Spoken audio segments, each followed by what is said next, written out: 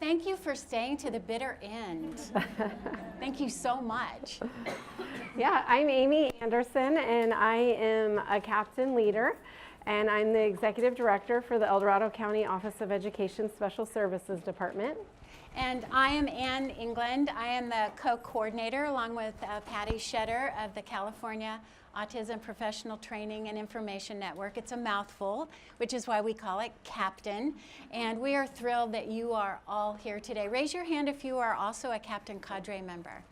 Yes, I knew I saw those faces out there. Thank you for coming to support. You will know everything that I'm saying and Amy's saying, but we appreciate you being here as well. So our topic today is obviously how to support individuals with an autism spectrum disorder in inclusive education programs.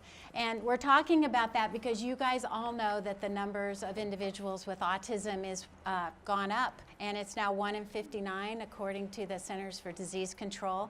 When we look at our public schools, we see now that our latest number is 112,318 students where that eligibility box of autism was checked. That's a lot of students. Raise your hand if you are educators of students with autism. Everybody in the room. And live stream people, raise your hand. Oh, your hands were all up too. How about any parents in the room? So we don't have any parents in the room. I'm guessing there might be some on the live stream as well. But we now know that we have about 14.5% of our population in our special education are students with autism. So one of our challenges is, and I'm not going to try and be Debbie Downer today, this data is to inspire you, for us to really look at how we're serving children and individuals and students with autism in a different way so that we can have better outcomes. When we look at this data, we see that 56% of our students with autism are not meeting their grade level reading standard. Raise your hand if you have students who can read anything but don't really comprehend what they've read. Yeah, that seems to be a common, and because I'm an implementer and I'm a therapist, I will be giving you some therapeutic materials to help you go off from here to help kind of solve some of our challenges that I'm presenting to you. When we look at math, we see that 63% of our students are not meeting their grade level math standards. So even though they can perform rotely on lots of math, they can't really apply it. Raise your hand if that sounds familiar. Yep.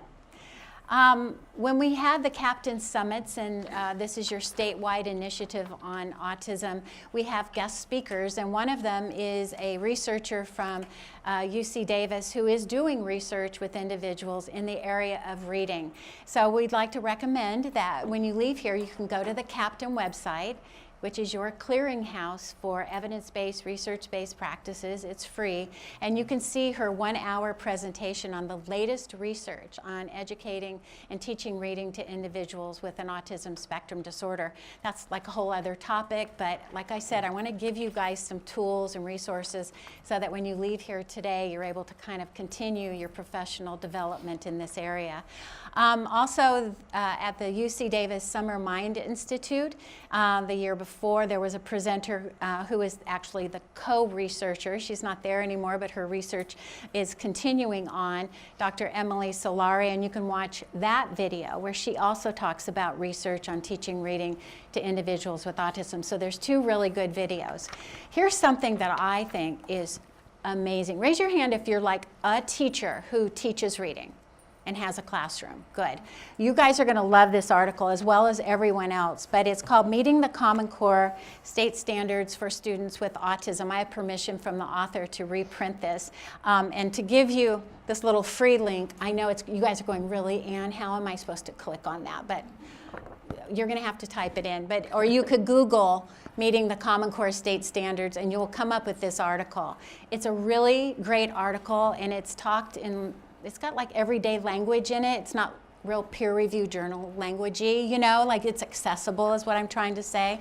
When you see this, it's going to have within the content of this particular article, it will say, let's look at Common Core State Standards in English Language Arts. Let's look at 2.3 Reading Literature. Describe how characters in a story respond to major events and challenges, right? That's a standard. When you look here, you'll go, what are the classroom behaviors of an individual with autism? Well, the student may struggle to answer correctly in response to questions about character, perspectives, and responses. You guys nod your head, yeah, that's something. These are the evidence-based practices that you would implement to support that student with that challenge.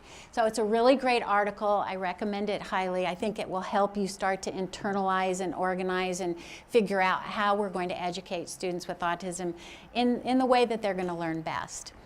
Our other challenge for students with autism is that when we are finished, I think you guys know, as part of the California Department of Education, that we have to check on them. Like, how'd we do, right? We've educated them from preschool all the way through maybe even age 22, right, if they're in our post-secondary programs. And we have to check on them and go, how'd they do?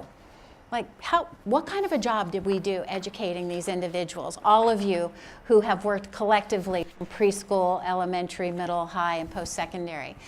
Well, look, 20% have no higher education and no employment. So we have to do a better job. When we look at this particular research from the Drexel Institute, from Paul Shattuck, who really takes a look at long-term outcomes to see how we're doing, what we see is that only 42% of young adults with autism have a job.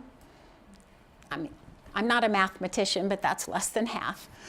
Approximately 1 in 4 young adults with autism were socially isolated, never saw or talked with friends, and were never invited to social activities within the past year. 27% of adolescents engaged in some kind of wandering behavior. Raise your hand if you have individuals with autism that tend to wander. It's a problem. 47% were victims of bullying in high school. 1 in 5 young adults with autism never lived independently. That means away from parents who are supervising them or between high school and early 20s. So this isn't a good outcome, because paint the picture. When they finish with our whole educational system, they're at home, probably in their bedroom, alone, without friends, without a job, without participating in either a 2-year college, a 4-year college, or even any activities within their community. So I don't want to be Debbie Downer today, but I think what I am is I'm always inspired by these outcomes and say, what do I need to do differently so that I can make a difference? When we look at the options to access least restrictive environment, and we're always grateful to Kristen Wright, who is our Director of Special Ed from the California Department of Education, and she shares this data openly because she says, you know, when we know better, we'll do better, and when we know where we're starting, you know, we know that we can achieve a goal from that. But what we see with this data is that individuals with autism who are inside regular class less than 40% of the day is 48%. Raise your hand if that feels true to you in your own personal experience with students with autism. Yeah. So what we want to do is improve least restrictive environment. It's a mission of the California Department of Education. The federal government actually has kind of told California we should probably be doing a little bit better job. We also have data from the National Technical Assistance Center on Transition. How many of you work with older individuals, 16 and older?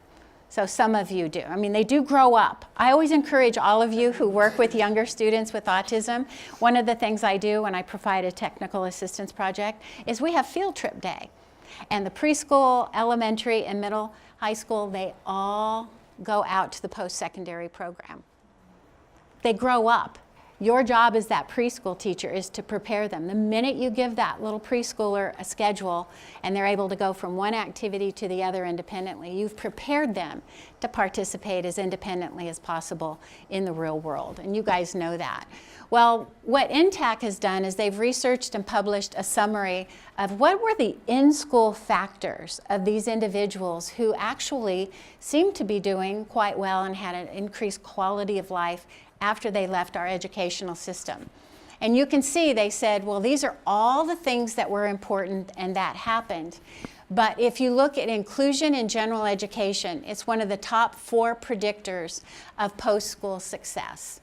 And you guys are all here because I think you're champions of the opportunity to provide least restrictive environment in a very successful, functional, and meaningful way. But now we have research that supports that when we do that, we're going to really be helping our individuals do better when they leave us and our educational system.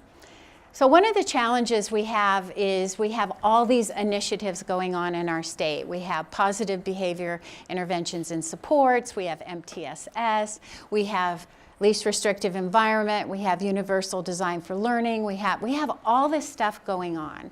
And what we want to do is show you a video about Captain and how we are actually being responsive to helping you provide, you know, best practices and research and evidence-based practices for students with autism, but it also aligns with all of these initiatives. But first you're probably going, what's Captain? So we have a little video here to tell you about what Captain is.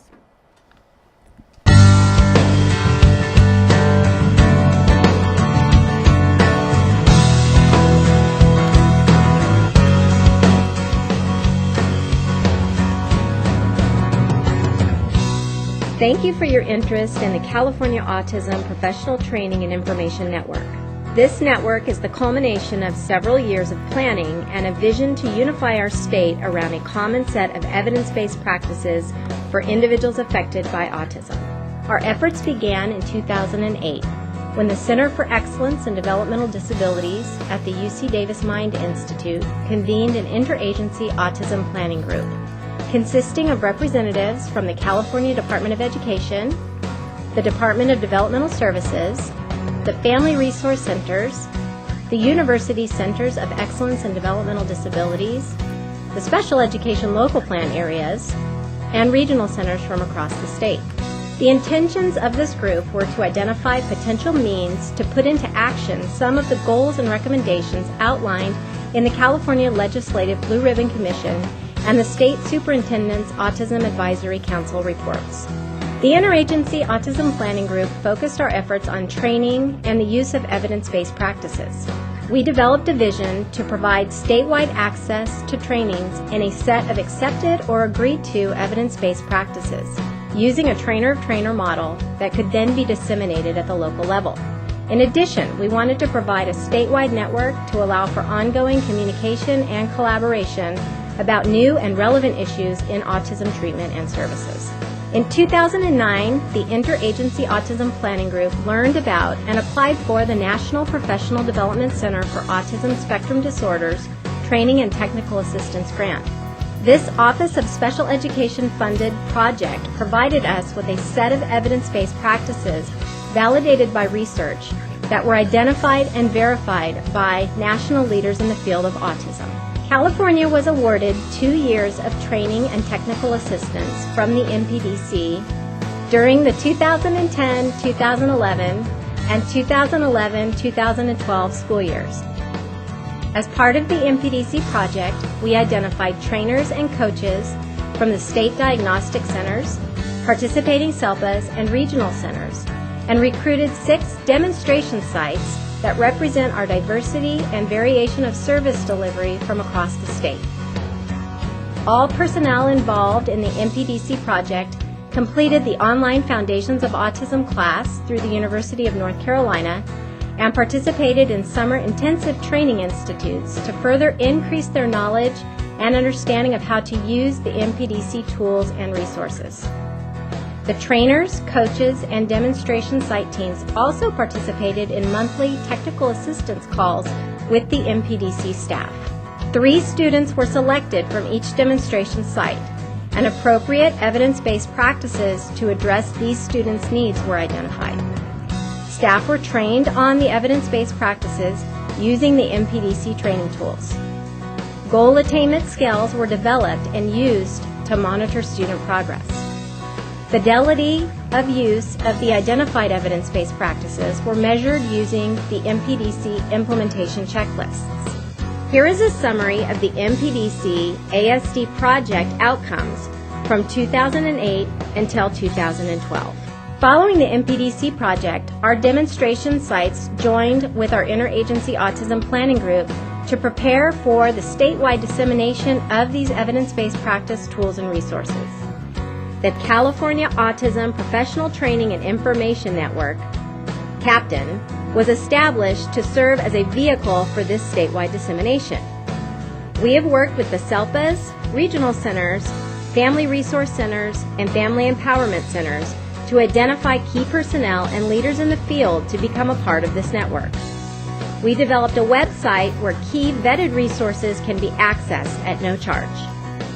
In October 2013, we convened a 2-day summit where over 300 Captain Cadre members were trained. In addition, local collaboration and training plans were established between the SELPAs, regional centers, family resource centers, and the universities. This coalescing of stakeholders provides a platform for effective communication, collaboration, and partnership that can be carried out at a local level. Welcome to Captain.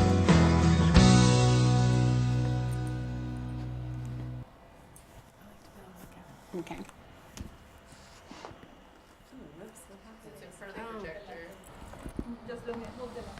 There you go. I can read that far.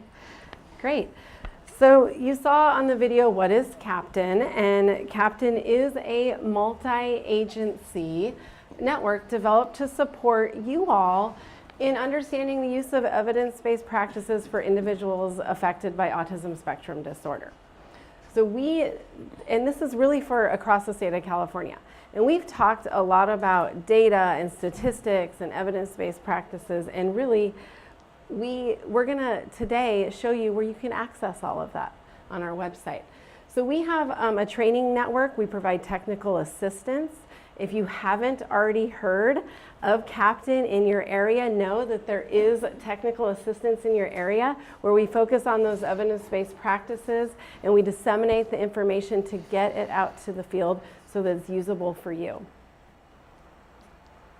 So we have several goals, and it's to increase knowledge about autism spectrum disorder and the evidence-based practices through that systematic dissemination. And I'm going to show you in a minute our website, and you're going to see how you can actually access that for you to be able to use.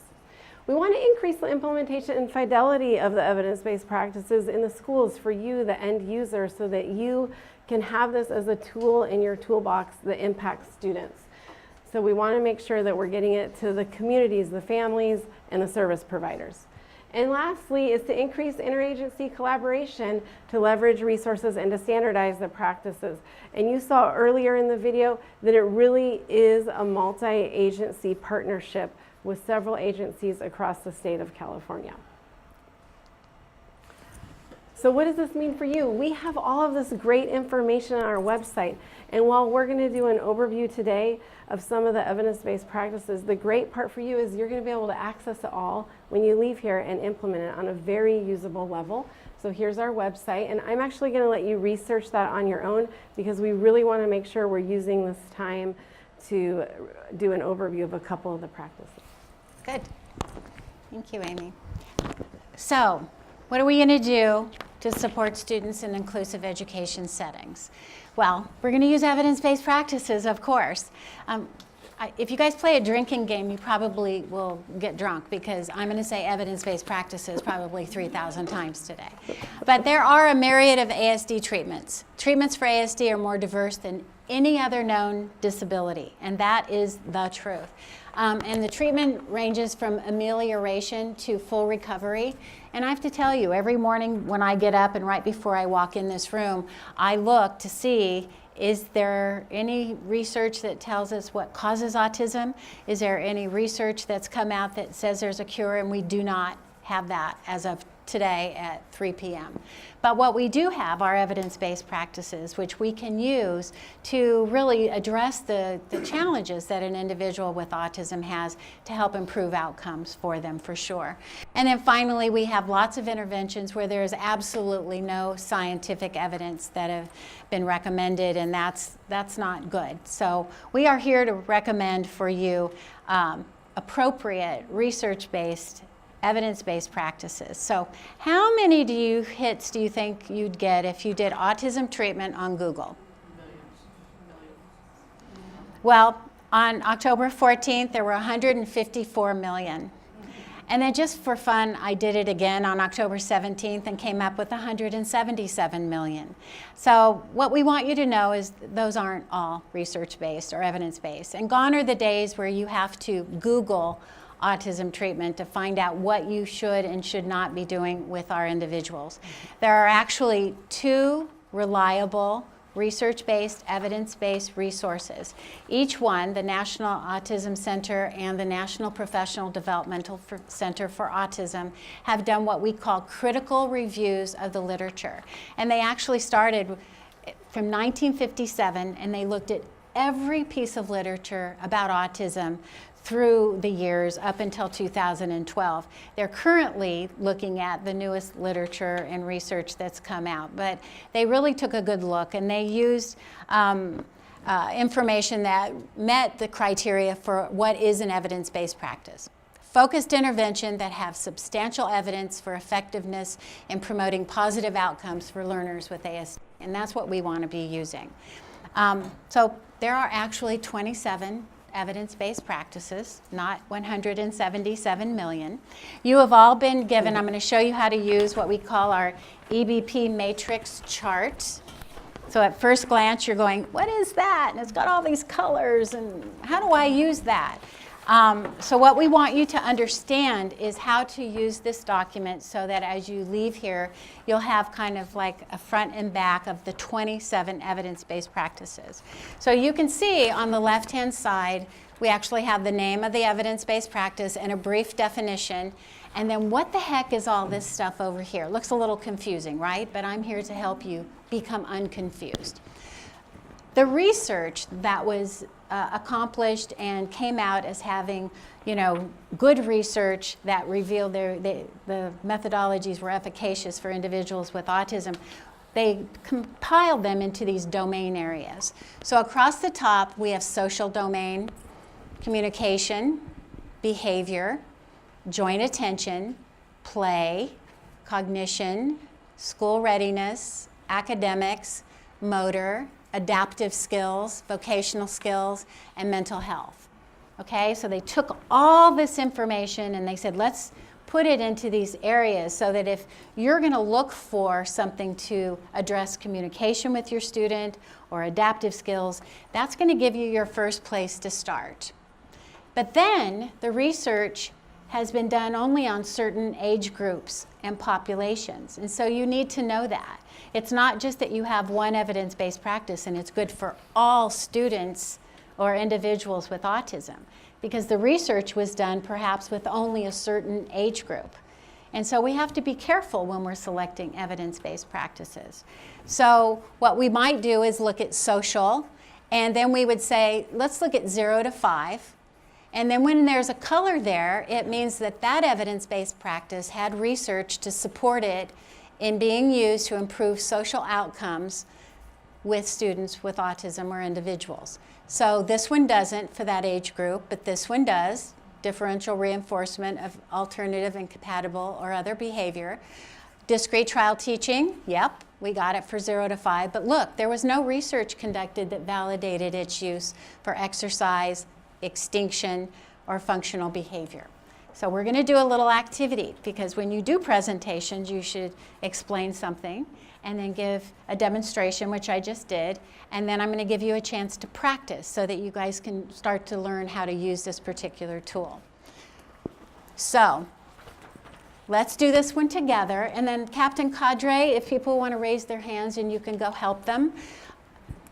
The goal, rather than tantruming or grabbing items that she needs or wants, Lucia, who's age 5 and nonverbal, will request items and assistance from others on 8 out of 10 daily opportunities as measured by teacher-collected frequency data. Somebody said, can I use that for my IEPs? I'm going, yeah, go ahead.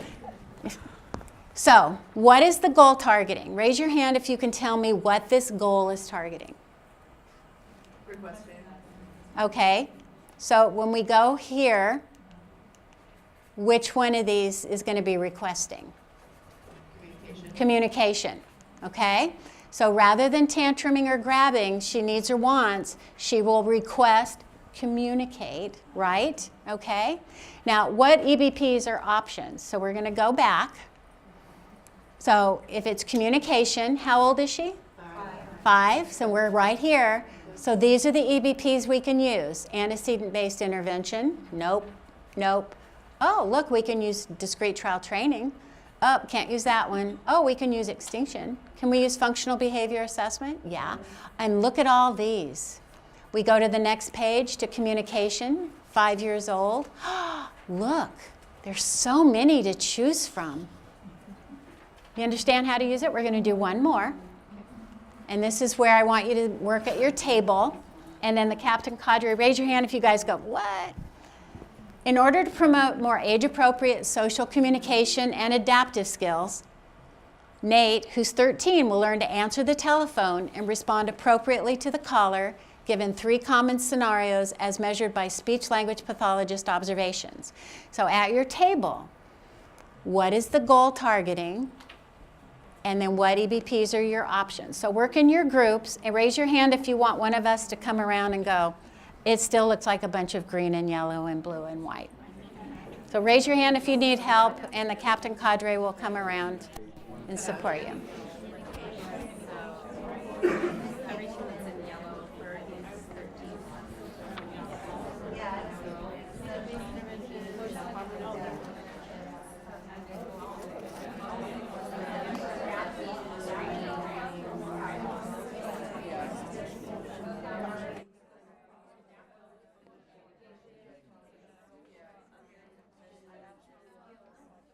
Did you get it?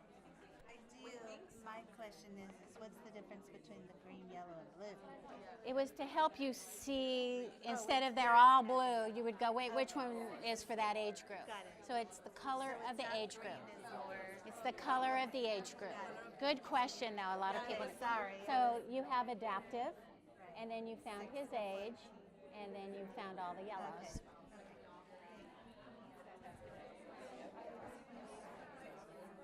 Okay, finish your sentence, but not your paragraph. 5, 4, 3, 2, 1. Does everybody understand how to use it now? Okay, good, good. So Nate is actually a real individual. So you listened to the video where it talked about we had these demonstration sites, right? And Nate was actually part of the middle school demonstration sites. Like, so all of us got trained by these MPDC researchers, and they taught us all about, at the time, there were 24 evidence-based practices, now there's 27. They taught us what they were. They taught us how to implement them with fidelity. We actually had different schools across the state, ranging from preschool to high school. And Nate was in Chico at a middle school there, and I was part of that team. Well, the team thought that he needed to learn how to answer the phone. Everybody in the class answers the phone, and he needed to learn that skill. And so their initial out the door, and there's a video actually on the Affirm modules which will show you, it's like how to select an evidence-based practice. They selected visual supports, right? They thought, well, we're gonna have like, what do you do first? What do you do second? What do you do third? What do you say here? What do you say here? What do you say here? And that makes sense, right? Kind of makes sense. Like I would start with that too. So let's take a look at Nate with all the visual supports that this team selected after a very thoughtful discussion and implemented with fidelity. And let's see how well Nate does with answering the phone. And here we go. Please work.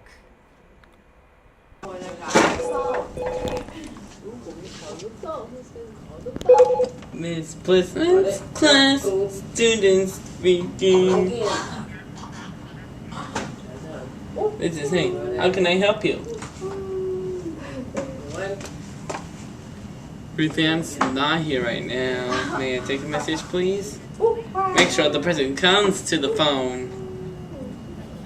Remember, Taryn, make sure the person comes to the phone. What are they asking?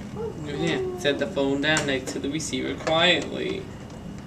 So he's reading Did they the ask for prompts. Ruth Ann? They didn't ask for Ruth Ann. Set it down Take quietly. a message. Ruth May I Ann's take a not message, here. please?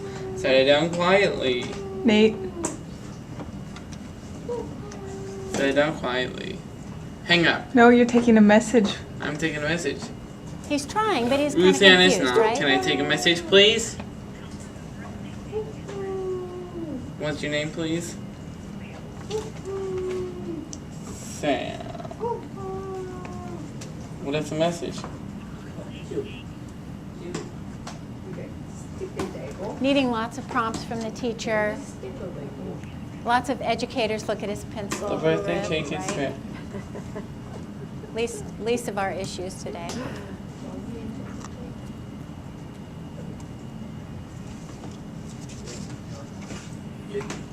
If there's any psychologists in the room, they're looking at that executive functioning, right? He traded the phone, and how do I do the phone and rip and then write? It's almost like everything's Your phone number, please. not clicking.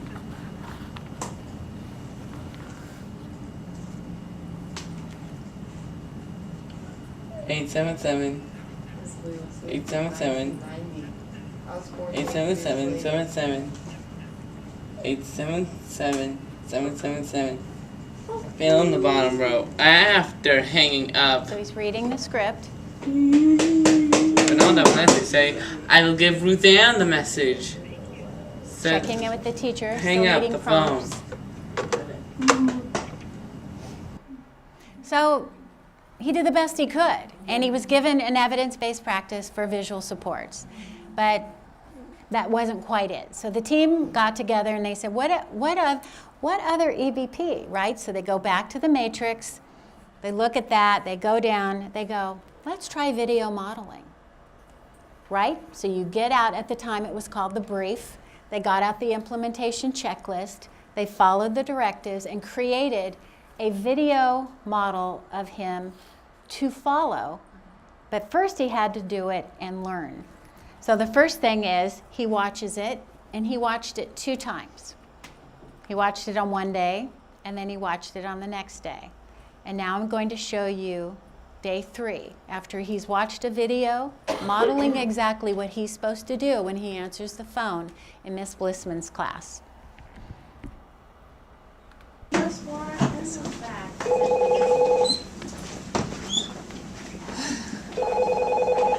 Miss Blissman's class, students speaking.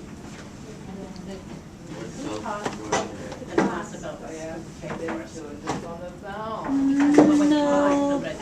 Yeah, here, can I take a message?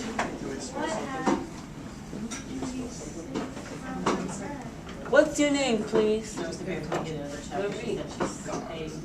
Jean. No. What is the message? Where did Judy hide all the pencils? In the vase. What is the message? So he's still using the visual support. Return my call. Return my call. Return my call. Your phone number, please. No more looking at the teacher. No more like 864. needing prompts. 547. 54. Well, Judy was 86. jealous about her brother. Okay, thank you. I will give Leanne the message. She didn't say a word. Yay, Nate! And look, still independently completing that checklist, filling in the, looking at the time, because it said what time did they call, what's the message, what's the phone number, and hanging it, not needing prompts, Then Judy just and now took all independently the pencils from her class. going back to Then she his put them in desk. the vase. Don't you just love EBPs? So I get asked sometimes, well, what about the Common Core state standards? Aren't we supposed to be, what do you mean answering the phone? Well, here's how we make that work. Here's the 8th grade writing standard.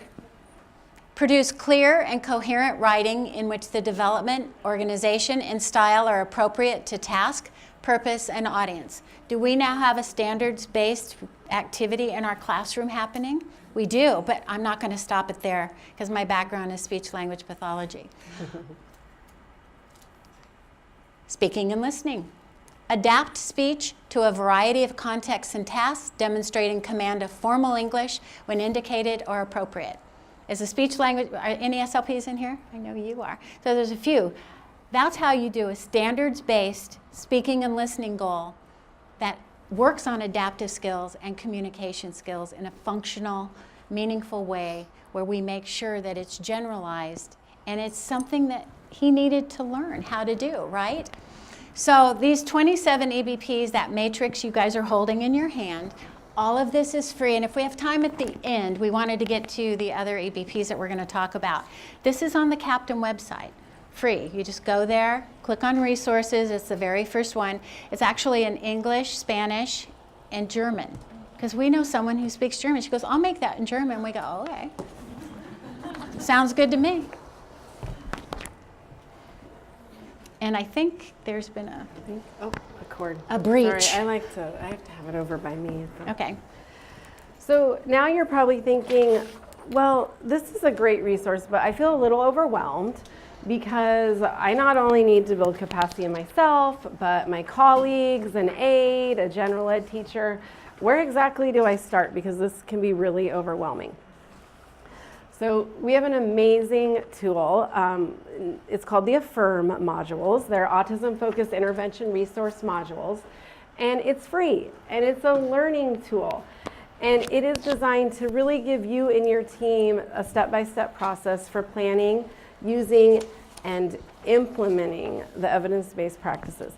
How many of you are like, I would love to do this, but I do not have time to create a training for my aides, for my colleagues? What I really need is just a professional development in a box where we can take one and we can learn together and use it. How many would just love a little PD in a box, right? Well, we have that. But your next step might be, well, how do I even know what evidence-based practice we're going to focus on? Which one are we going to learn together? This website has an overview of how to go about selecting an evidence-based practice. Are we showing this right now? No. No, I didn't think so. Okay, so you can watch the video as a team, and it's going to guide you on which EBP should we select for this particular student. How do we identify that behavior or skill?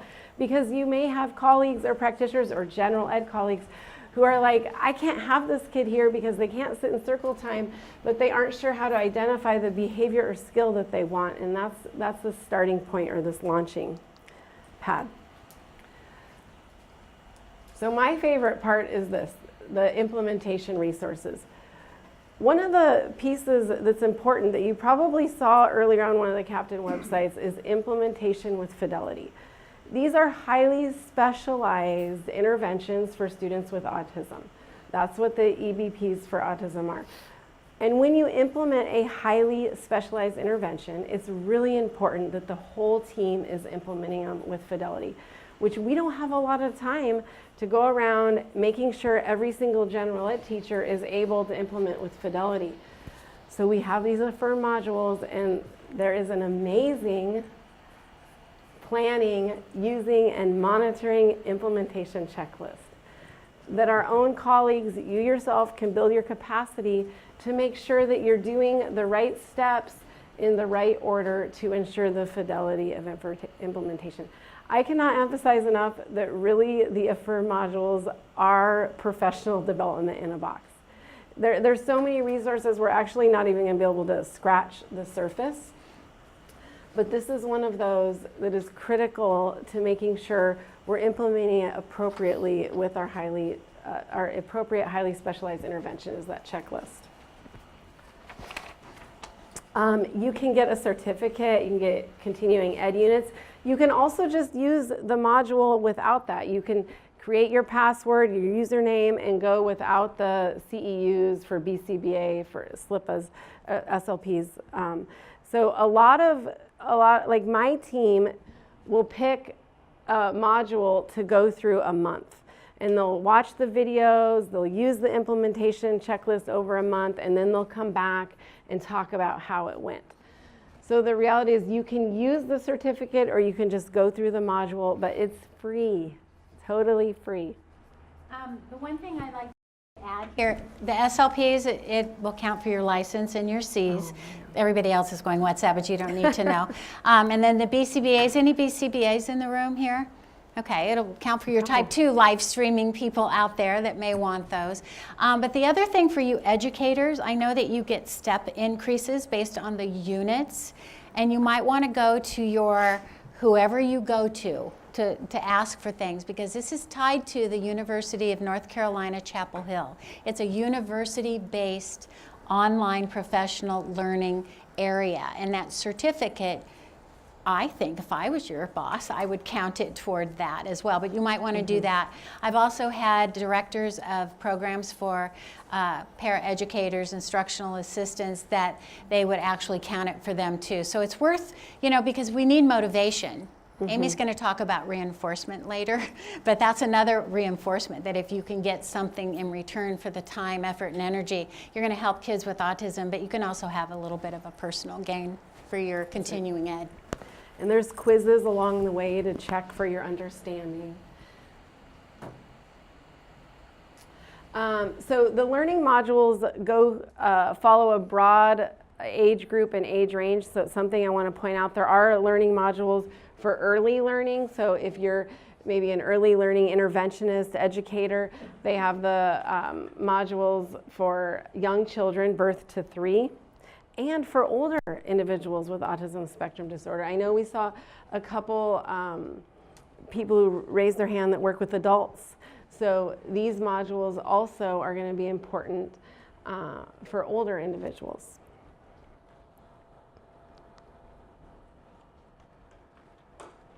Okay, is this me? Oh, this is you. Yeah, these are resources that are also on that. Raise your hand if you work with older kids. Okay, so you might want to look at these on that area where it's just for older, and it's the exact same evidence-based practices. It's just, we all realize that if you work with little ones, you want to go to your world, and if you work with older ones, you want to go to your world. It's the same evidence-based practices for you. But on this one, I just thought it was particularly helpful. There's a whole another whole training in there on challenging behavior for individuals, and then down here, this other presentation, strategies for classroom success and effective use of teacher supports. So you can go in and look at that too. So it's got everything you need that's evidence-based and research-based. So you really don't have to Google, what do I do about this? You're going to find what you're going to need. We're so excited. So today, we're going to talk about reinforcement, self-management, and visual supports. Wish us luck. It's 3:30. I think we're on time. We are. We're going to zip through these, but what we're trying to do is get you excited and inspired to want to learn more about them, and we're going to give you as much as we can today. But really, I always say it's like a journey of 1,000 miles starts with the first step. And so today we're getting you excited and whetting your appetite a little bit for these. So earlier I talked about all these challenges, and one way that we want you to know that this isn't just this one more thing on your plate is we're trying to align the work of Captain with everything that's going on. So you guys all got a handout. This is also on the Captain website, but this is, raise your hand if you guys are learning all about universal design for learning now in your educational systems. Yeah. And so what we've done is, can I borrow this because we gave them all away, is we've taken the areas of universal design for learning, flexibility and engagement, and we go, here are the 3 EBPs that go there. So if your district is saying, we're working on flexibility and engagement of all of our students, you can go, oh, well, here are the 3 evidence-based practices for autism that would go right along with that. So you're not left out of it. You know, UDL actually is a general education concept, but we're trying to have one system now. We're trying to have special ed and general ed work together to meet the needs of all of our students. It's just a matter of what level of support there is. When you look at flexibility and expression, say your school district saying, we're working on giving all of our students, all of them, general ed and special ed, different ways to express themselves. This kid's gonna write, this kid's gonna use this. The evidence-based practices of visual support, technology-aided instruction, PECs, all of that, your EBP. So what we've tried to do is show you it's the same. You can really align your work, and people aren't going to go, yeah, that's your autism stuff. You go, no, it really aligns with UDL. And then next, how many of you your schools are PBIS schools? So a lot of you, and live stream, I see a lot of hands up out there. What we have done is we've taken evidence-based practices for behavior, right, for all the classrooms. Like if you're going to have a good program, these are the evidence-based best practices for a classroom. You would have all these things in place. But look, to the right, here's the evidence-based practice that aligns with that. And we gave each one of you a copy of this handout. So if your school is working on PBIS and they're working on this, maybe one particular, right, evidence-based or best practice, say you're working on use active supervision and proximity, prompt or remind students of expected behavior. That might be something your district's saying, we're doing PBIS, that's what we're working on with all of our students. And we go, and by the way, for our students with autism, we're actually going to be using these evidence-based practices in a way for which the research said they were effective for students with autism to do prompting, for example. Like all students might need a degree of prompting, but students with autism need a particular way of prompting, and we have the online learning module and the way to implement it with fidelity. Because we know for individuals with autism, the verbal prompt is the hardest prompt to fade. Has anybody ever learned that the hard way? That you gave a bunch of verbal prompts and now you're completely involved in how that task is going to get done, right? So when we learn how to provide prompting in a way that we don't make them prompt dependent, none of us do it on purpose, but we often do it inadvertently, you can take the prompting online learning module and learn how you can provide prompts and then fade them in a way that you've left them to be independent, right? So anyway, we wanted to show you that if your school's doing PBIS, Captain and EBPs, they're not over here, this other extra thingy to do. You can say, hey, we're right in there with you. If our school's doing this, these are the EBPs that we can focus on too to have the same shared outcome in our PBIS. And Amy, you're on. Our first EBP where we're going to go into depth, and Amy's going to tell you all about reinforcement. So how many of you work for reinforcement at some level?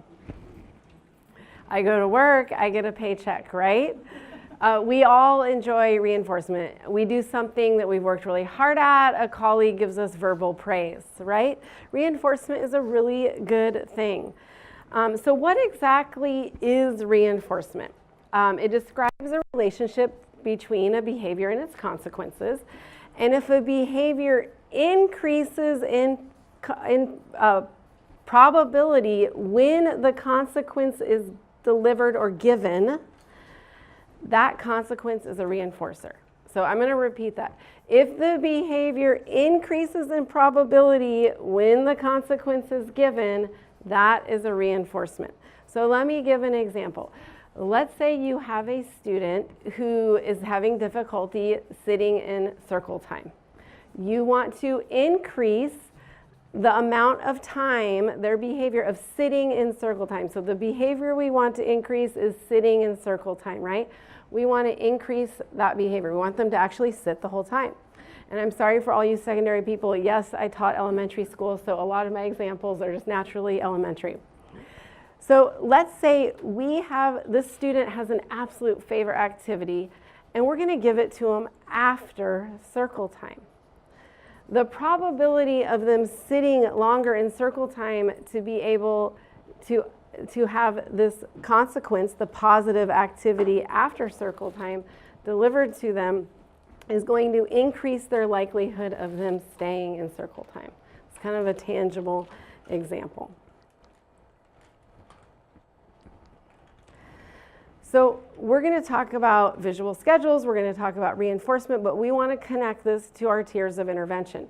So many of you are familiar with the intervention. We have the intervention that's universal, that can benefit all types of students, large groups of students. Most students, we can do this and it will benefit them in a large context. And then we have the supplementary. Some can benefit. This is often done in more of a small group setting. And then we have our tertiary, which is a few can benefit. Our tertiary is often done individually, one-on-one with students. So where is reinforcement on this tier? It's actually in the base tier. You know, many students, we can do this in whole group, thus the circle time example. And we can do it so many students can benefit from it, all right? And same goes when Anne talks about visual supports and self-management a little bit later. So why would we use reinforcement? We use reinforcement to increase a desired skill or behavior, to teach a new skill, increase on-task behavior, teach positive replacement behaviors for unwanted. So if a student is very, very loud, isn't able to use the inside voice in class, we would use it to increase their use of their inside voice, that desired behavior. And we can use it to increase appropriate behaviors. If we have a student who runs out of class, we want to get them to walk. We want to increase the instance of walking, so we would use that. So many of you may be familiar with reinforcers. You may have used them to some extent in your educational practice. And a lot of times we don't always use them with students with autism spectrum disorder, but many times the way we use them with students with autism spectrum disorder can be a little bit different, but definitely many students can benefit from reinforcement, and we do all work for reinforcement. So on the Affirm website, they have the evidence-based practice, and they've said, now let's identify what ages and ways to use reinforcement for students. So you can go on there and you can dig a little deeper. And if you're working on behavior, well, it doesn't work for a student who's 0 to 2 years old. What age does behavior work for if we're going to use reinforcement for behavior? Yeah, preschool and up, good. So if we're going to work on joint attention, at what age does reinforcement work for joint attention? Yeah, and preschool. So we're not going to use that, but interestingly enough, it comes up again in high school. So you're going to want to use this when you're looking at, you've decided reinforcement is the evidence-based practice you're going to use. You need to make sure you look at how you're going to use it, because that's important. So there are two types of reinforcement, and this is the part that gets confusing for a lot of individuals when you're distinguishing between reinforcement and punishment, which we'll go a little bit into. So positive reinforcement is adding something following the behavior that increases the future probability of that behavior occurring, again, like a reward. A negative reinforcement is removing something following the behavior that increases the future probability of that behavior occurring. And that's the part that can get a little confusing. So I'm going to give you an example of a negative reinforcement. If a student does a certain number of math problems correctly, they don't have to finish the remainder of the sheet. That is negative reinforcement. Because what are we taking away? More work. The more work, but what are we increasing? Correct answers. The correct answers in the execution of the work. Good job. So the one thing is you want to be sure not to remove the negative reinforcer until the learner uses the target skill. So if we're working on the accuracy of multiplication tables and we're going to say, when you finish these 3 problems, you don't have to do the rest. Well, if they're not right, you can't remove the rest of the problems, right? So you want to be careful of that. And so here's a little visual for those of you who are like, I'm still not sure I understand the difference between reinforcement and punishment. So punishment decreases the behavior, the instance of the behavior, where again, reinforcement, what does it do? Increases the instance of behavior that you want to see. So positive means you're giving them something, and negative means you're taking away. So if you want to decrease a behavior and you're going to take away something, what are you actually using? Are you using reinforcement? You're using punishment. So make sure you really look at that you're increasing a behavior. You can still give or take the math problem or the high interest activity after circle time example, but it has to increase the instance of behavior.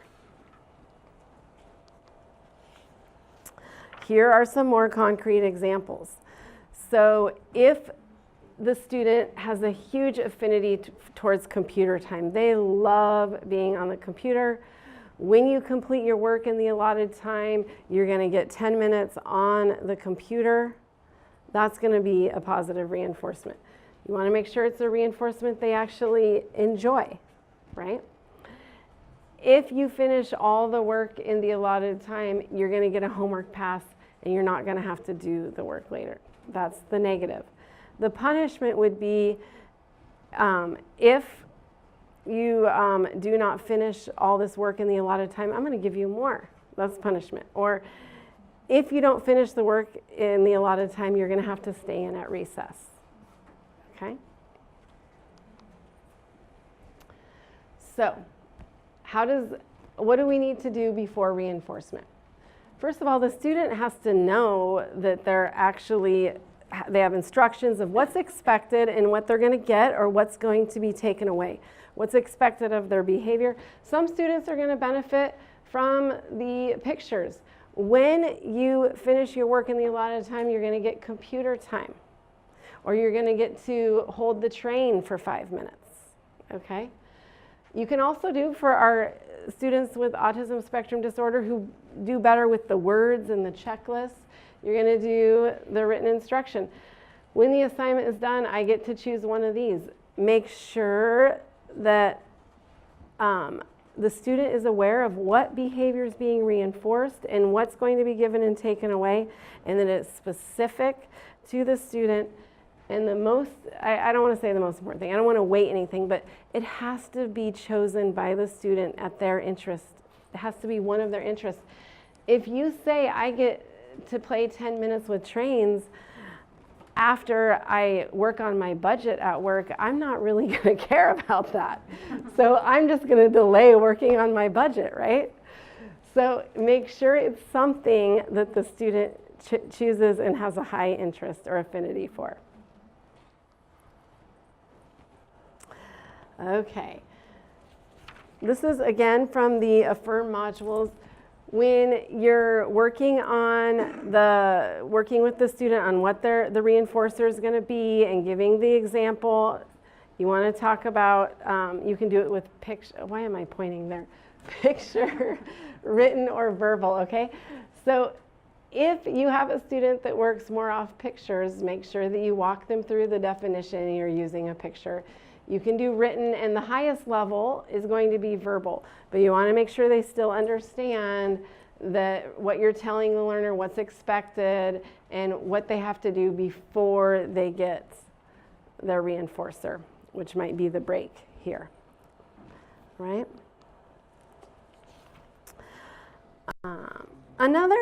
Okay, I want to reiterate, you're not, and I know I talked about this earlier, but it does get confusing, you're not going to use a reinforcement to decrease a behavior, okay? So if a student is shouting out, you're not going to say you're going to stop shouting.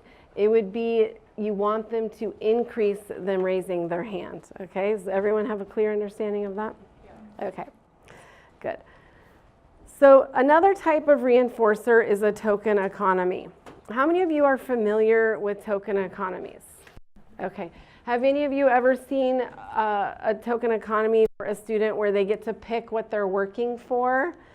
Okay, and sometimes that changes, right? Because our interests change. Okay.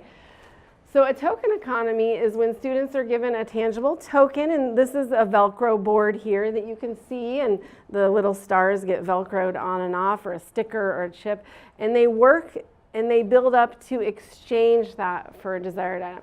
So with a token economy, it's not always immediate reinforcement. The token is the immediate reinforcement, but what they're actually going to get is a little bit delayed. They're actually going to have to work a little bit for it and demonstrate that behavior a few times in order to get the reinforcer.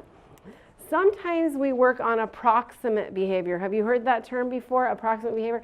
So if we want the child to sit on their nameplate in the circle, and they haven't been able to sit in the circle time at all, and they're sitting adjacent to their nameplate, if that's the first time they've done that behavior and they're working towards sitting on their nameplate in circle, we're going to actually reward that approximate behavior because we're getting them to where we want them to be. So that's why you'll see the or approximated. Here's another example of token economy. You can look on Pinterest, a lot of these ideas. I will say you will spend a lot on Velcro sometimes doing some of the token economies, but you can make it easy and fun and applicable to what the student is working for, all right? All right, so what types of reinforcers do we have? We have primary, secondary, token. Primary reinforcer is we need for survival. So we need it at a biological level. Food, drink, sensory needs, physical contact, movement. It's going to be a primary reinforcer. Secondary, we usually pair with a primary, and it increases in value as a result. So this is objects. That would be the train example that we talked about earlier. An activity, time on the computer that we talked about earlier. Those are secondary reinforcers. And then the token economy is the secondary reinforcer that's exchanged. Okay? Again, for money, it's the money, tickets, points. So we have all these types of different reinforcers. And reinforcement rarely stands alone as an evidence-based practice. It's almost always used in conjunction with something else. Who can tell me on the token economy what other evidence-based practice was used with that token economy? Visual supports. Visual supports, there. It was the computer, right? So we have many different types of reinforcers, and again, we want our students to be choosing that reinforcement, okay? So again, I already said this, it's almost always used with other evidence-based practices, and we use it to reinforce a new skill. Okay. Okay. How many of you have students who just don't want to complete an unpleasant task? They just don't want it, right? So students are more likely to complete a task if they know that there's reinforcement attached to it, especially if it's an undesired task. We do it in our job every day. I have certain things in my job that are less desirable to do than others. When I have to sit and shut my door and work on the budget, I try and make something really fun on my schedule afterwards so I can quickly get through it and look forward to something afterwards. So we're more likely to do something undesirable when we know a reinforcement is coming. So you want to make sure you're always using student-selected rewards. I cannot stress that enough. And the rewards change, right? What a student wants to work for is going to change. Make sure you're using a checklist, a reinforcement checklist. On the Affirm modules, there's a resource there on how to choose a reinforcer. So you can look at the checklist, surveys. If a student's nonverbal, you can do a sampling procedure. You want it to follow the target behavior, and it should be age appropriate and meaningful. Okay, and multiple reinforcers are more effective than a single. Here's that selection checklist I was talking about for students. And again, all of these are on the Affirm module. You go through the training, you go through the videos, and voila, you have your implementation checklist, your reinforcer selection checklist. Here's an example menu. So we have a student, and we have her go up and see what she wants to work for today. She tells us, she picks from the menu because she may have had raisins for breakfast, and that might be an option for reinforcer, but she doesn't really feel like that because she had it for breakfast, so she might pick pretzels today, okay? Same goes for the activities. There's a reason these principles of reinforcement are on here several times, and we keep reiterating them, that you need to know and define your target response and performance criteria. It needs to be clear to the student. It needs to be clear to the practitioner working with the student. Otherwise, it's confusing, right? And you have to make the reward contingent upon the behavior, the target behavior or approximation of that behavior being done.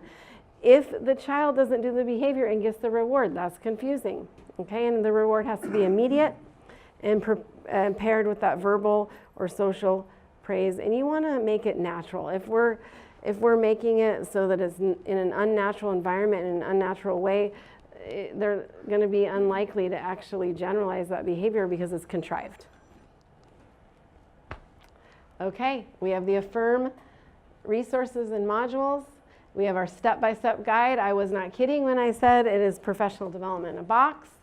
We have all of these resources here that you can click on. And there's our implementation checklist again. And you're next. And then for those who work with parents, there's a parent application there, so you can say, look, we're going to be using reinforcement with your child. Here's what it means. We need your support in this. So it's about bringing the parents in on board too as well. Mm-hmm. And you had your hand up. Well, I just didn't understand what was the naturally occurring rewards. The naturally occurring, oh, okay.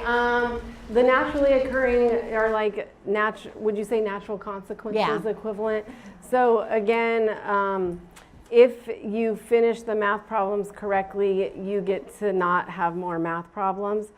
What would not be naturally occurring is if you finish the math problems correctly, you can get out of reading a book, which it doesn't align to the reading.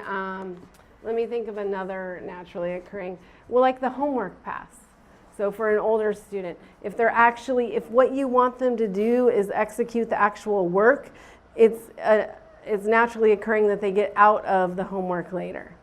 And can you think of another one? Yeah. And I would just like to put my 2 cents in because I really am into positive behavior intervention and supports. And please don't put students with autism in timeout. We don't do timeout in our schools, you know. But timeout is a punishment, and what we want to do is teach them what we want them to do. And when you punish an individual, you're not teaching them what you want them to do. And it's especially not effective with individuals with autism, because if I was to say to you, you have autism, you're in timeout, and you go, oh good, I don't have to interact with you. I get to be over here all by myself with my autism, and you've actually inadvertently rewarded that behavior unknowingly.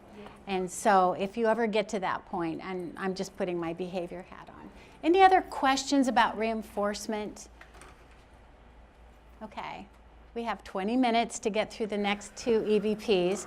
So visual supports, these are the definitions. It can be pretty much anything that's visual. So written words, objects, arrangements, schedules, maps, and labels, and organizational systems. When we do technical assistance projects, I have to say we start with visual supports, because it's just like, where do you start with all 27? And is anybody in here that's done a technical assistance project with me through the Diagnostic Center? There's one person. What we do is we really get the schedule in place for the classroom. Every single activity of the day is scheduled. We have a visual depiction of that. Arrival, what time, what are we going to do? Next, opening circle. Next, It's a routine. It's what? Routine. Yes, the predictable routine. But what we also know is that we need to plan for when there's changes, because our individuals with autism have a challenge with that. So let's just take a look at some visual supports, because I'm encouraging you to go do the visual supports Affirm module, but in the meanwhile, you guys are all educators, and I know you came here so that when you go back to your classrooms on Monday, you're going to go, I want to use that. These are just taken in general ed classrooms, because a lot of the students had challenges, as you know, especially with the little ones. You guys who are kindergarten or preschool teachers, we're teaching children how to be in school. And so they benefit from these as well. And that's what we understand about inclusive education, is oftentimes these additional supports and services are actually beneficial to all students. And so this was an interesting picture. It's lining up at the door, but it wasn't a very long classroom because the desks started kind of here. And their line had to do this, and then it had to kind of make a left. And all the kids were like getting behind, and the teacher kind of went, oh, it's not just my student with autism who doesn't understand this line has to go like that. And it was just as simple as putting that down. And then you can work on numbers and letters and, you know, universal signs, you know, so we're actually working on environmental print, or so to speak. So it's a good way to, this is in a 3rd grade general ed classroom, because guess what? All the kids were learning how to tell time and like, when's recess and when's lunch? And the teacher's like going, really? But this benefited our student with autism. So this is the last recess, what it looks like. I don't know why everybody still uses analog clocks. There's one in here, I guess that's why, because they still exist all over. But I think sometimes for our individuals who have challenges learning to tell time, digital is the way to go. But I just nullified myself because I just looked at an analog clock in a public building. So anyway, we have this analog clock. It means last recess. This is when lunch is. This is when the first recess is. So we have now. This is the clock for what time is it now. But this was just in a general ed classroom. But our student with autism benefited from that, as did the other students. So I think part of what we all understand about inclusive education is we don't want to walk in as special ed and go, look, I'm here. I am going to decorate your room and make it all special ed-y. Because what we know is like we want our individuals with autism. The world is not going to revolve around any of us. You know, we all go to foreign train stations and BART stations and airports, and we have to figure out how to navigate the world. The world's not going to have a lot of things going for us. But if we teach individuals how to access visual supports, they can generalize that into those new and different situations. This is just another one. I thought this was funny because the teacher, it's like number 1 means you have to go to the bathroom instead of teacher, teacher, right? The blurting out. Raise your hand if you have individuals with autism who blurt out, right? But see, in this general ed classroom, the teacher didn't want anybody blurting out, including her typically developing students. So 2 means you want to drink. 4 means you need to get the tissue, and I can't read what this one says. And so it's like there were hand signals. So that also became a naturally occurring visual support that worked for our student with autism, because visual supports is an evidence-based practice for autism, but it was also benefiting the rest of the kids in the classroom. This is another one. This is 1st grade where everybody's learning how to be in school and how to do their desk, right? And so this is actually kind of, I don't know if she glued or Velcroed it or did whatever onto the wall, but you can see the alphabet strip here. But this is how my desk should look. So this is how you have a little container, and you have your markers in here, and you have, you know, your paper here, and I don't know what that green thing is. It looks like kind of a ruler thing. But this benefited all the students in there, but our student with autism needs that structure. Part of that actually is also the antecedent-based intervention, which means that we're going to provide a lot of structure. It's a fancy word for saying we're going to provide all the environmental structures and set our students up for success. And so this was what that teacher thought was needed by all the students. So it's nice that when we can help the teacher, if she's not already implementing these, we want that. Raise your hand if you're a general ed teacher in here. Yeah, so do you have strategies like this that you use for all? Can you tell us about one that you use in your classroom that benefits all your students? I mean, every Friday we organize our desks, right? And it's just basic, everything out of your desk and let's.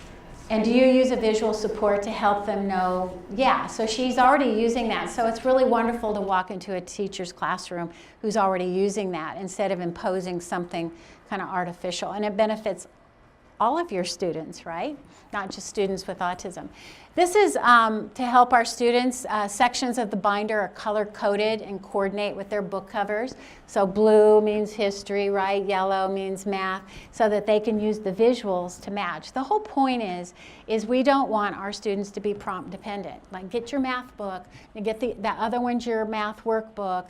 It's like they can start to use visual supports to help them be as independent as possible. That's the whole point of all these, right? Is that they can be independent by benefiting from the use of these visual supports. Here's another one, to do and finished. And so they have that.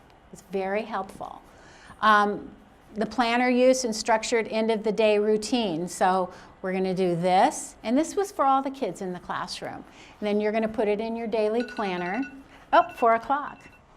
We have 15 minutes left. We have 15 minutes. And then it goes in your backpack. And this helps our students understand what is the routine at the end of the day. Because if you just give verbal prompts, remember what I said earlier? The verbal prompt is the hardest prompt to fade. And most students, as a teacher in a general ed class, you can do a lot of verbal prompt. You can say, okay, you guys, do this, do that, do this. And then eventually mid-year, they might have internal, most of them, she's smiling. She has that teacher smile again, most of them, not all of them. But the verbal prompt will work for a lot of the students, right? By the middle of the year, they've kind of got things organized. But maybe our students don't. One reason might be that student back there in the back of the room who has autism may not have the joint attention to pay attention to that teacher. So I had a teacher who was giving lots and lots of verbal directions, and she was using visual supports, and she goes, well, he didn't do anything. And I go, well, we have to teach him first that when the teacher talks, everybody looks up and pays attention to the teacher, right? And our student may not be that into you to be prepared that when you talk. So we have to teach that first. And so these are the skills that we need to teach, because that's too big a distance. But if they have a visual, you know, when the teacher talks, look up at teacher, put stuff down and listen. This is other visual supports that show what to do and step by step. So raise your hand if your students with autism have a daily schedule, right? So a lot of you do, but I will say this, every student, I believe all students, I think everybody in this room probably has their own daily planner and schedule, but I believe all students, but especially students with autism, need their own individual schedule. That's the first thing I do the minute we go out there is they all need a schedule, an appropriate schedule, but they all need a schedule so that they know what to do. Otherwise, they will just be prompt dependent, and our goal is to help them be as independent as possible. But let's say it says math. Go to math, it's 8:10, they go to math. Then what are they supposed to do? Oh, wait, now we need somebody to tell them what to do. No, now they need a mini task schedule. Yep. What are you supposed to do now that you're at math, now that you're at the speech and language, now that you're at lunch, now that you're at art? What are you supposed to do there? Yes, Cassandra. I just have an example. I was working with the teacher on implementing a visual schedule for a student who would elope a lot. And he would even, at one point, he ran out the front of the school building in the high school and got into some stranger's car. And luckily, they didn't drive off with him. But it was really scary. It was like at least weekly, if not more than once a week. So we implemented a visual schedule for break and lunch time, where he has a checklist and he gets to put his little check mark next to each thing he does. And we've had 3 different pairs working with him over last year's summer, and this year there was actually 4 different pairs. And we systematically implemented this visual support using all of the affirm information, and he has not eloped once this school year. Yay! Yay! It's great. It really works. It's visual prompt reminds them of what they're supposed to do and keeps them focused and clearly keeps them safe, for sure. So these are all just little individual. This is one for doing this art task.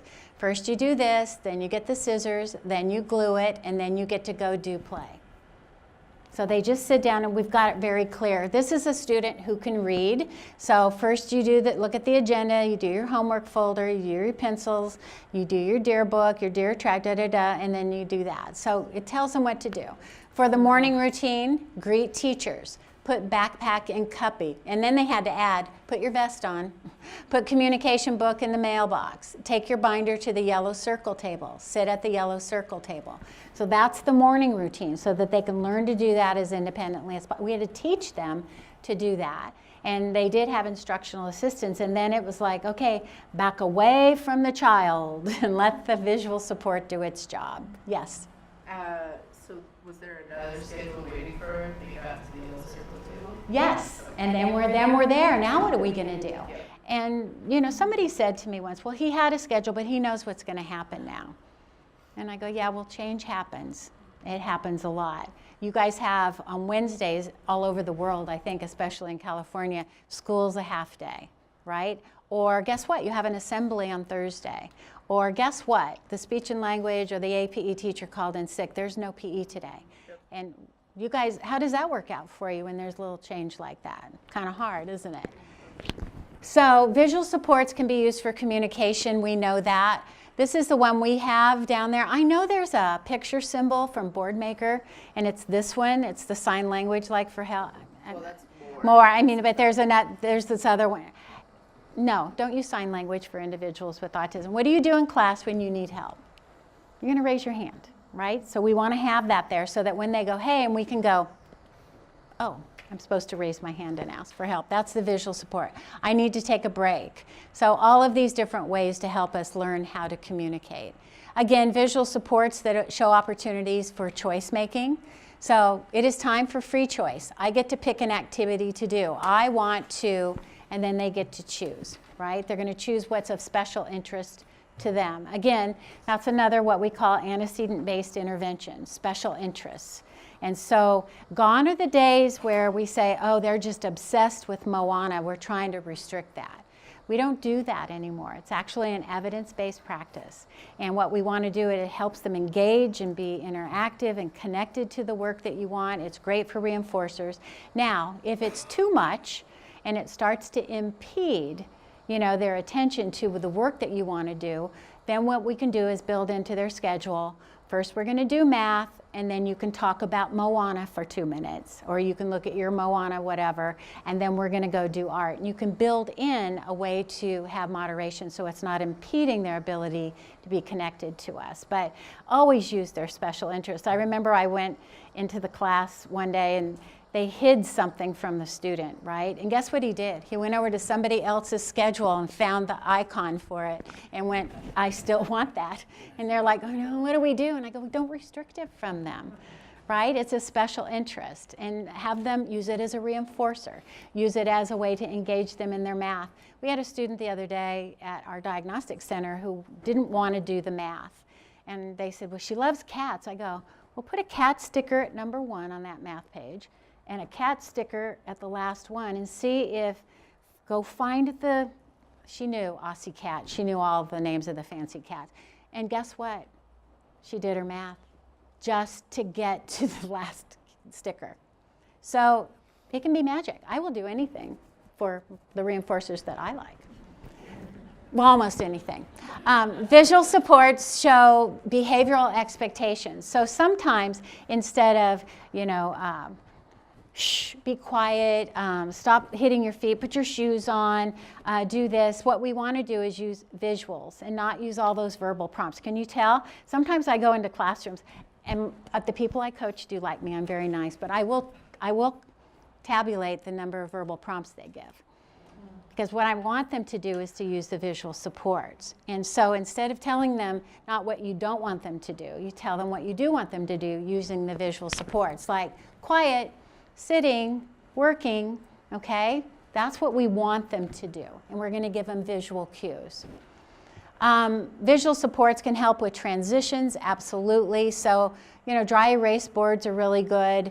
We're going to go out to recess. Here are all the things you can do at recess. And you can see these are mixed modes. So with the little ones, we might use, some photos. Sometimes I go in and they go, oh, he knows everything. And I take all those icons off, the picture symbols, especially with the little ones, and I go, like, give me slide, and give me, and they just go.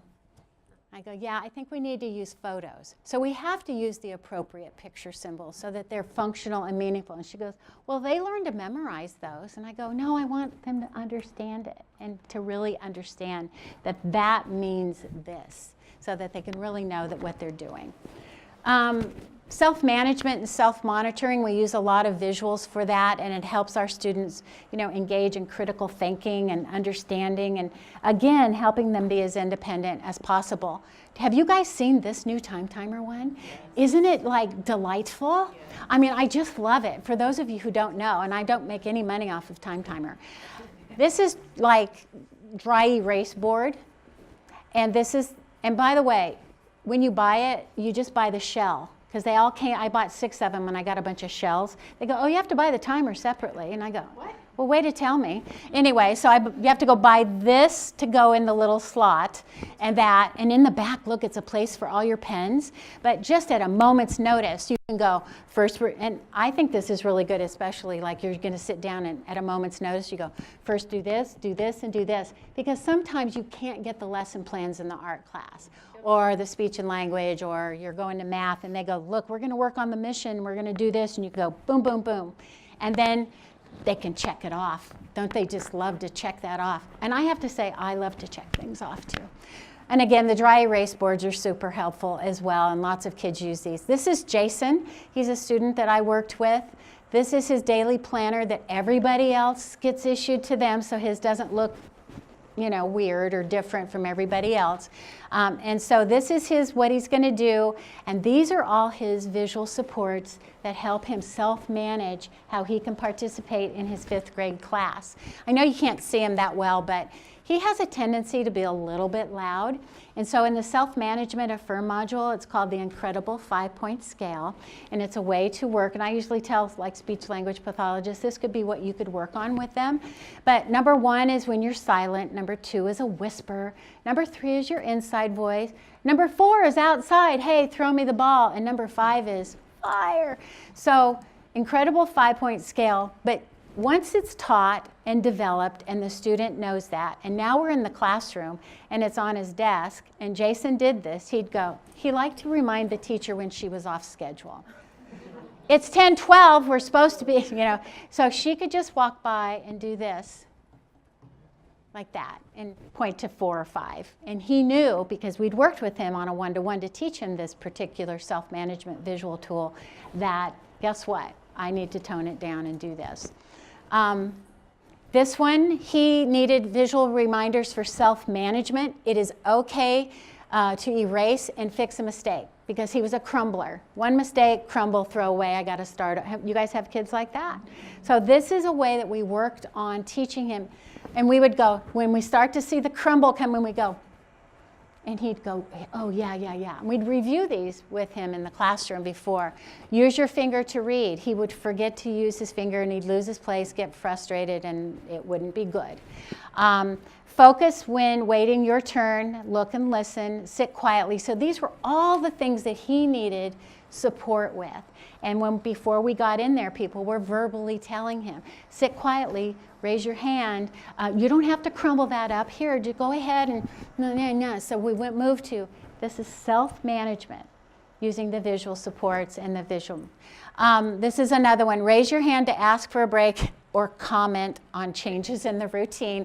But it was like, right before, it was like, okay, remember, try to not say that. I have to do that in meetings. I have a little thing that says, keep your mouth shut, right? And I look at it and I go, I have to be good in my meetings.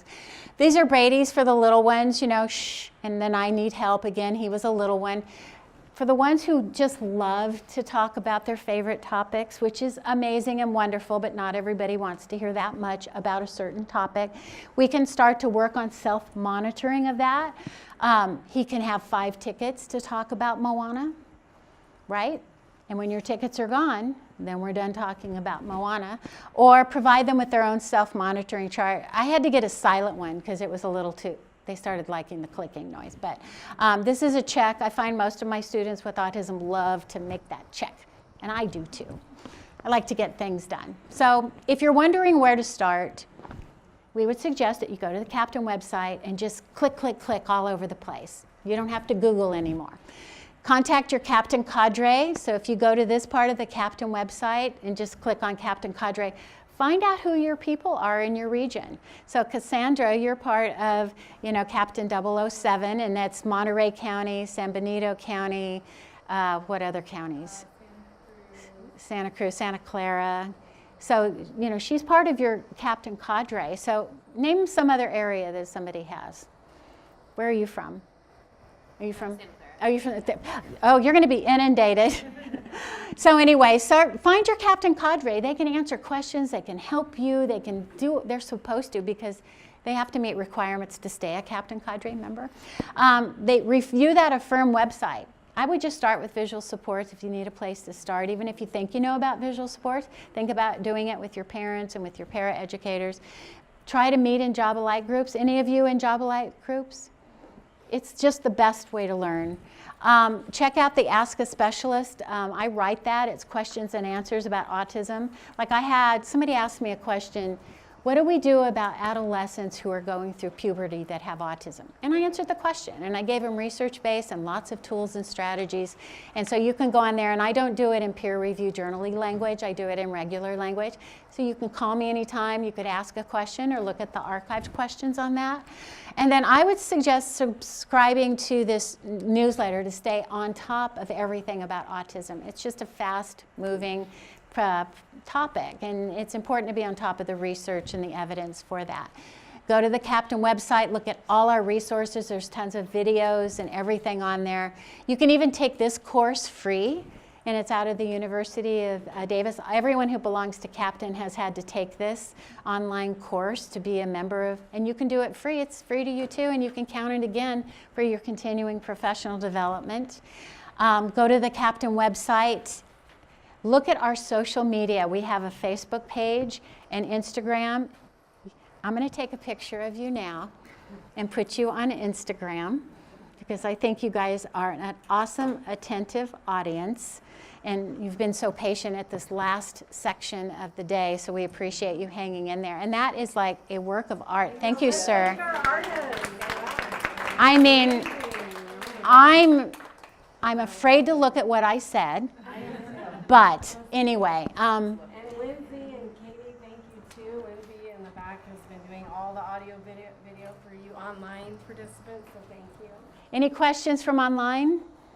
Did we get anything from the live streamers? Thank you for joining us if you're still there, and send us a shout out or put something on the Facebook page. I'm going to have this on there. But if you want to keep up to date on stuff, go to the Facebook page and the Instagram page, and we'll go, look, there's a new this, there's a new that, or you should know about this. And thank you. You guys are amazing. And take a picture of the artwork for your own visual support. We need a picture in front of that. Thank you, everyone.